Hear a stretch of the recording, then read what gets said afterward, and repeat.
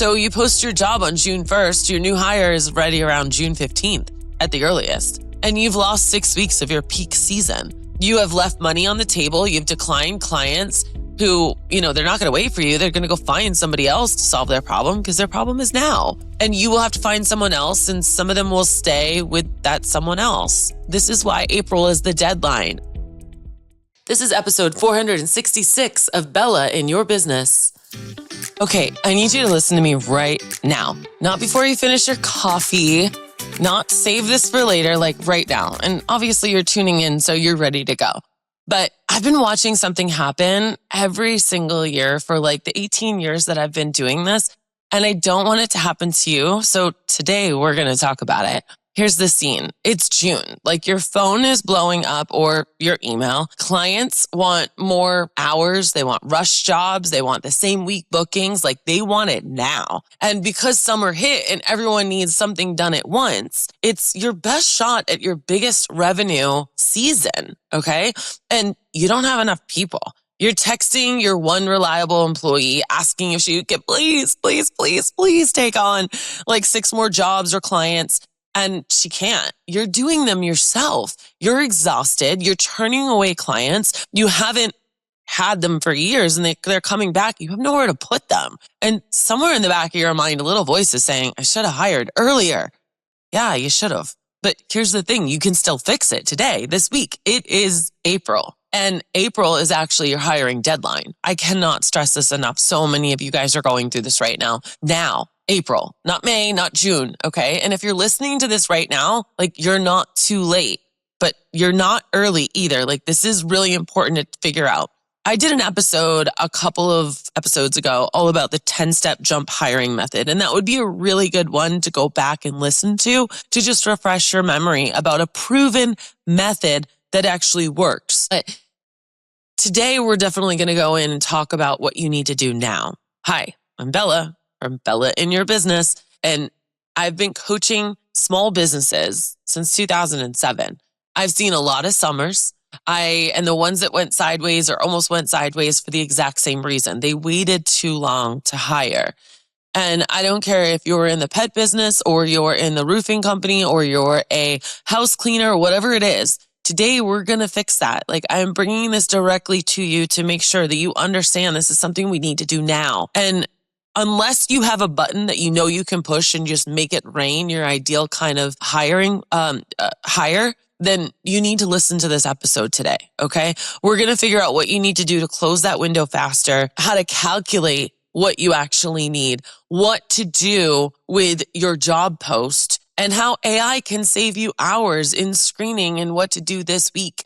Like this week, not someday, not next month, today, okay? Because it's really important. All right, let's get into it. Before we go further, I do want to make a note that our last episode where I talked about the difference between SEO and AIO or AEO and why it's important to have both of them, you guys really, really, really appreciated that one. And I love that. I want to just tie that up really quickly. If you haven't listened, you definitely want to go back and hear that one. Today, I posted something that really went along with that. And it's that a cat's life was saved using Grok. Go check out Bella Vasta on Facebook. It's my personal profile, but it's public. And what I talked about there was a cat in distress and it was a diabetic cat. And the owner went to Grok and Grok was like, get it to the vet now. It's going into shock and this is what you need to do. And ultimately save the cat's life. Now, why is this important to last week's episode? Well, last week's episode, I was literally driving home the point that what we're doing now is not Googling. We are literally asking our AI people, agents, LLMs, hey, this is my problem. What do I do about it? Our human behavior collectively is starting to trust that. And so if your business isn't showing up as the suggested resource for multiple questions, then you're missing out on really great opportunities because the people that are asking the LLMs right now are the ones that are like, their intent to buy is really high. So if you're just joining me and you missed last week's episode, I really encourage you to go back to episode 465 and listen to it. Okay, so let's talk about why April matters, because I know some of you are listening to this thinking, summer's still like 2 months away. I have time. You don't. And here's why. Think about what actually has to happen before a new hire can work independently with your clients. You post the job, the applications come in, which takes time, right? And because the good ones are not sitting by their phone waiting for you to post. You screen them, you interview them, you do a background check, and then and only then are they actually ready to serve your clients independently. And how long does that all take? Like it varies for all different businesses. The ones that I've worked with and we've optimized, it takes about a week. And from posting to getting them out in the field because we've optimized the process. But the majority of people, this takes like 4 to 6 weeks if everything goes smoothly. So you post your job on June 1st, your new hire is ready around June 15th. At the earliest. And you've lost 6 weeks of your peak season. You have left money on the table. You've declined clients who, they're not going to wait for you. They're going to go find somebody else to solve their problem because their problem is now. And you will have to find someone else, and some of them will stay with that someone else. This is why April is the deadline. I want to literally be like, hello. And I know it's not necessarily good news because you probably already have 100 things on your plate, but this is something that is going to directly help your bottom line and your revenue. All right. And so I want your new people ready and you confident in them by Memorial Day. That's the end of May. And so that's when summer searches usually start. And that's the math. So once you see it, you can't unsee it. I want to talk to you about what being understaffed peak season actually costs you, because maybe just looking at it from this perspective instead of something I have to do will also help motivate you. And I'm not just talking about money, although we're also going to talk about money. So there's the obvious. The first thing, it's obvious, right? You'll turn revenue away. Every job you decline because you don't have the capacity for that money goes straight to a competitor. And it adds up fast. If you turn around to turn away just 3 jobs a week, right? That could be, it varies with businesses, but let's just say for the sake of the podcast, $150. And that's over $3,000, it adds up. Gone without a fight. Then there's the stuff that doesn't show up on a spreadsheet. Like the client who's been with you for 4 years, loyal, refers people to you, never complains. And then they call you in June in a peak season and you're already slammed and you have to tell them you can't take them because you literally do not have any more business. You are praying every time you open up your email that there's not more booking requests or service calls, right? And they're gracious about it. They say that they understand, but now they call someone else. Now they're being courted by another company. And that someone else actually does a good job because they've got good systems and processes. Maybe they're even using AI, which is making them that much more lethal. And now in the fall, they've got a new person and you've lost them. You've lost the value of their account, not because you did anything wrong, but because you didn't have the capacity to say yes. You didn't plan ahead. You did not heed my advice right now. Right now, you might be thinking, but Bella, I've got enough people. There's also burnout. Running it at 110% for weeks because you or 1 or 2 of your reliable people are covering everything, overcommitting. That's a tax on you or theirs body, their creativity, patience, enjoyment for the business that you built or their job. And I've talked to so many business owners who dread the summer. It's their best season, the season where they worked all year to get to. Typically, the beginning of the year is pretty lull or low. And now we get to summer and it's exciting, right? And they dread it because they're running on fumes, not to mention their personal life suffers. Let's just acknowledge that. And then here's the one that really gets me. It's the missed growth, okay? We talked about the existing clients not having spots for them, but what about the new ones that might be worth thousands of dollars every year? Summer is when new clients find you. Maybe they move into the area, especially the ones with kids. They do a lot of moving in the summer.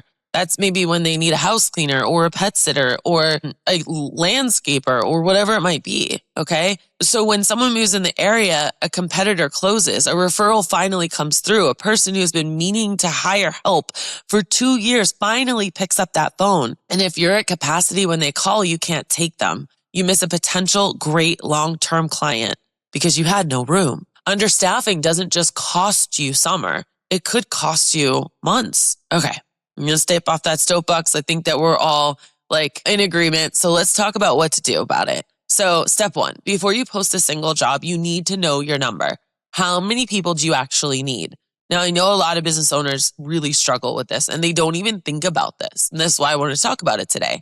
And what I want you to actually do is this, not just listen, but grab your phone, open up the Notes app and follow along. Or if you're like some of my other jumpers, they actually go to the show notes of this episode and they grab the transcript and then they put it into their favorite LLM and then use that LLM as a thought partner to figure out how to figure out their own stuff because they already have their information in there. So, but we're going to just pretend you don't have that set up. We're going to do very basic suggestions, okay? So first, go back to last summer. What was your peak weekly workload? Look at your absolute busiest. How many jobs, orders, appointments, or clients were you and your team handling in a week? I want you to write that number down, okay? Now, how much can one reliable part-time employee reasonably handle in a week? That's going to depend on your industry and your service model, but you know your business the best, okay? Think about what a good employee also has a life outside of work. What's their realistic ceiling? It might not be the same for everyone. Write that number down and divide your peak workload by that number.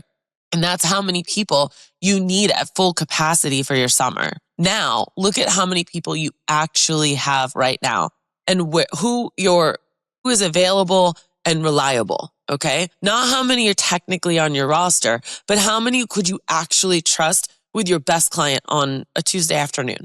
Subtract the reliable people you have from your ideal number. That gap is your hiring goal, okay? But here's the thing. Whatever number you just wrote down, add 20%. I really want you guys to pay attention to this. I really, really do, because I think what happens is we reactively hire a lot. It's like someone quits and then we have to hire, but I need you to do these projections. Okay, this is really, really important. Summer always has turnover. Someone gets a full-time job, someone moves, someone takes a really long vacation, never comes back. They stop showing up after their third week. I'm not trying to be cynical. It's just the reality of part-time service staff. Build in that buffer now. You always want to be overstaffed. You want to give yourself options. So now that you know your number, maybe it's just one person, maybe it's 4. Either way, you're not guessing. You know what you need, and that makes everything easier. All right, step 2, your job posts. And girl, we need to talk about this because most small business posts are not good. And I say this with love. This is why I have it in my jump hiring method as the love letter. Okay, most of them sound like this. We are a growing company looking for a motivated team player to join our dynamic environment. You must be reliable and professional, part-time, flexible hours, competitive pay. Wow, that gets me excited. I get it. Like you're overwhelmed, like you're flooded out. You have no ounce of creativity, energy in you ever again. Every small business owner in your industry posted something almost identical. It says nothing. It tells the applicant nothing about who you are and what it's like to actually work for you. There's no 3D part to that. They can't see it. They can't feel it. There's nothing. It's very sterile. And you're giving them no reason or why they should pick you over the other 20 listings out there that they're watching and reading and also feeling depressed about. And so here's why a great job ad, it does instead. It makes your ideal client say, oh my gosh, this is me. And it makes the wrong candidate self-select out before they even apply. This literally will change your life. Both of those things save you time, a lot of it. And so here's what you actually include. Open up with what makes your company working, worth working for. Not your mission statement, but the real stuff. Do you pay for gas? Do you have a team group chat where people actually support each other? Do you have a coordinator who handles the messy stuff so your team doesn't have to deal with the direct client drama? That stuff matters to good candidates. 2, be honest about the physical reality. Whatever the real physical or logistical demands are in your business, say them out loud in the post, honest and specific. It's not this isn't a deterrent for the right person. It's just a filter.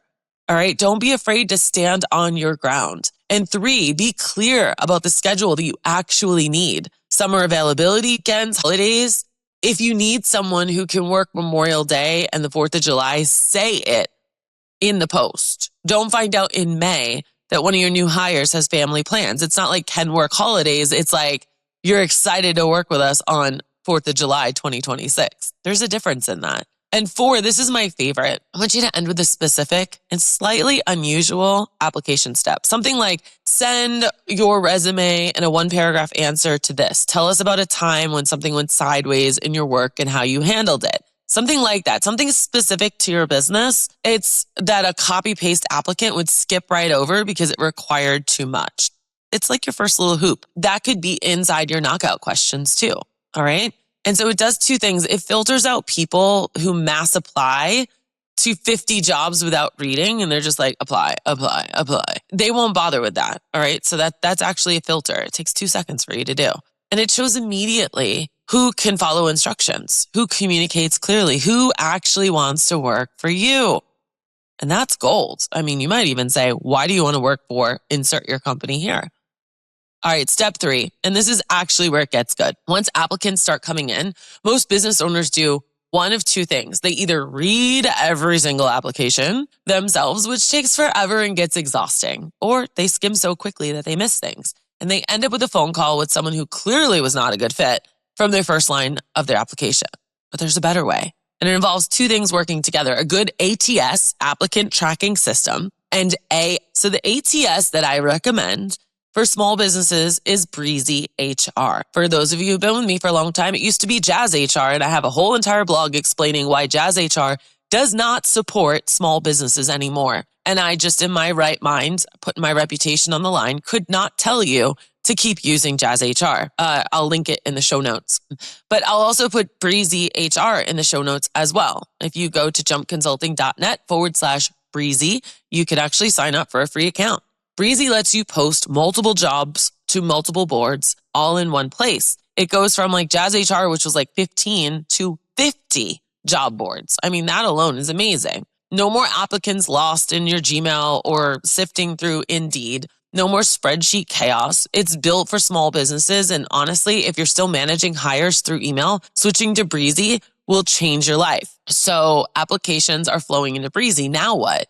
Here's the AI piece. And this is something I actually do. Take the application, copy the text, paste it into ChatGPT or Claude, and then add your hiring criteria. Something like, here's the job application. My key requirements are, and then please identify green flags, red flags, and 3 questions I should ask in the interview. This is basic because I know a lot of people have not set up their huge 10-step hiring process that runs automatically. So if you're still doing it and you're still a hot mess and you have not taken the time to do it, this is the method I would do if you're still involved with it, all right? And then read it what it gives you, right? And AI is not making the hiring decision, but it's helping take the critical thinking away, and it's working as a thought partner with you, okay? I would not recommend this as a long-term thing, but this is, I needed to give you all something that's a little bit more basic than that 10-step hiring method, because I understand not everyone has implemented that yet, okay? But I also want to be really clear that AI is a screening assistant, not a screensaver or screener, okay? You still have to talk to your finalists. You still have to make the final call. The human judgment is what's really going to matter. And you really have to have that avatar and that like list so that when they're sitting in front of you, you can say, yes, this is my person, or no, this does not fit the avatar, the person that I'm looking for. Okay. Now, step 4 is more of a mindset tactic, but it's one that ties everything else together. Call it a pipeline before desperation. And it's simple. You build the candidate pipeline before you're desperate to fill a role. Okay. And this is also where applicant tracking systems really help save your butt, because you're getting in all of those applicants that you can then look at when the time is right. And the hiring desperation, tell me if you can relate to this. Like you are at 110% capacity. Your employee quits with 2 weeks notice. You panic post for a job. This is the reactive hiring I was just talking about. You interview the first person who responds and they seem okay. You cut the background check short because you need someone now, and your hire is fine. They're not great. But 3 months later, you realize you've got someone on your team who's bringing the vibe down. They're not exactly like the greatest fit. Okay. And the clients who are lukewarm about and who you would never have hired if you had options, right? So the pipeline before desperation means that you are always recruiting, always be recruiting, not necessarily actively hiring, but always building a list. And when someone amazing sends in an application you don't have a spot for, you respond warmly and you stay in touch. When someone impressive sends in an application, but you don't have a spot, you put them on a list so that you can come back to them. And when a client mentions that their neighbor just moved into town and is looking for flexible work, you get that person's number. You collect this stuff. You fill the pipeline, okay? You're building like a bench. So when you do need to hire, and you will, you'll have people that you can call who you already know that want to work for you. And maybe their situation's changed, but maybe it hasn't. Maybe they've just been following you online, like waiting. I have a lot of clients that have done this very well, that have had people call and check in with them every couple of weeks because they wanted to work for their organization. That's a whole nother story too, but what they've done is they've done a really good job on social media of inviting people in. We always forget that marketing is not just for clients, it's also for employees. And this is how small businesses that never scramble in the summer, this is how they operate. They don't suddenly need to hire in June. They've been nurturing relationships since February. And when May hits, they already know their top job candidates. This is where I want you to be. I want you to think about this vision and think, how can I make this a reality in my life? You deserve to have this vision be your reality. And even just posting the job now and having those conversations now, even if you're not quite ready to hire, will put you on that path. All right, a real quick note before your action plan. I want to give you a 60-second overview of what the jump hiring method is, just in case you haven't heard about it before, because this might be your first time on the podcast, or you might have just forgotten about it. So really quick. So the jump hiring method is an entire framework I've developed for over years of working with small businesses hiring. It's one of my first products I did. It started with the Employee Quick Start program that I created back in 2008. It's a 10-step hiring process that covers everything: figuring out your numbers, writing posts, setting up your ATS, screening, interviewing, making the offer, onboarding, training, retaining great employees so that you're not starting over every 6 months.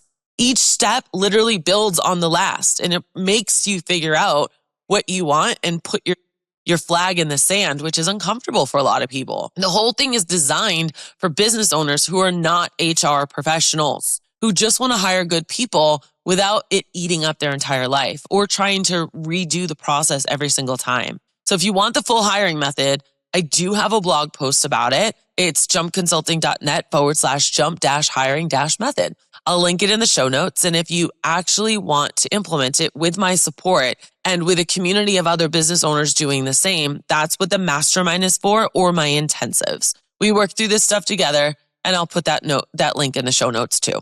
All right, action plan time. So here's what I want you to do this week, not someday, this week. Step 1, run your numbers. Today, after this episode, take your peak workload from the last summer, divide by realistic capacity, compare it to who you have now, and add 20%.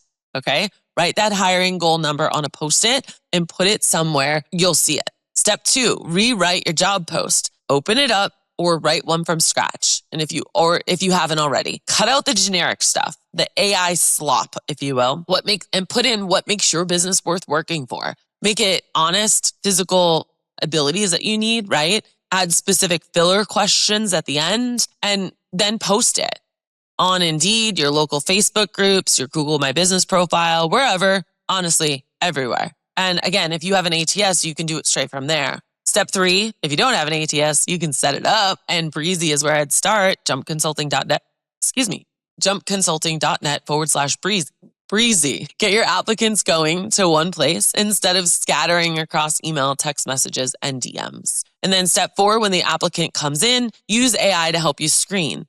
Paste each one into Claude or ChatGPT. I personally love Claude. With your criteria, read what it flags, and then decide on who to invite on that phone call. That's it. 4 things this week. You have time to make summer 2026 different, but the window is closing. And I would so much rather you be a business that has to turn away applicants in May because you've already filled your spots than have to turn away clients. Because that's what it comes down to. It comes down to your being able to plan and then do it on a system instead of having to rewrite it every single time you need to reactive hire. I know this is a pain point in your business, and I hope that this inspires you to solve it. All right, that's a wrap on episode 466. Everything we talked about today, Breezy HR, Jump Hiring Method, blog post, the mastermind, a free 20-minute call if you just want to talk about this and tell me about your specific situation. It's all going to be in the show notes. All right, at jumpconsulting.net, just click podcast. No digging around, it's all right there. And if this episode hit, can you please share it with your friends? Can you leave a comment or a review back or rate it? It truly, truly, truly would give me a really great signal that this is landing and this is helpful for you. Of course, it's a free podcast and it'll always stay free. This has been another episode of Bella in Your Business. Remember, when life gets you down, always keep jumping. Bye now.